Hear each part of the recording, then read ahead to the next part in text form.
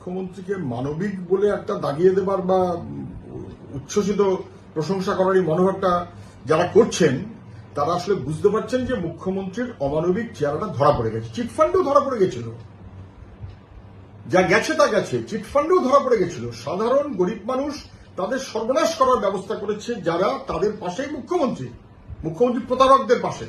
চিটফান্ডেও ধরা পড়ে গেছিল, এখানেও তো তাই। উনি বলছেন এই কিছু একটা করে ঠরে কিছু একটা পাইয়ে দেওয়ার ব্যবস্থা করছিল না, ওরা তো চায়নি। ওরা যারা যোগ্য তারা তাদের কাজ, সেই কাজটা আপনি ধ্বংস করেছেন। আপনি যোগ্য অযোগ্য ভাগটা করেননি। চাকরির জন্য যাদের টাকা দিতে হয়েছে দুর্নীতি, তাদেরকে সরিয়ে রেখে যারা যোগ্য তাদের কাজের ব্যবস্থা আপনি করতে চাননি, করতে পারেননি, করেননি।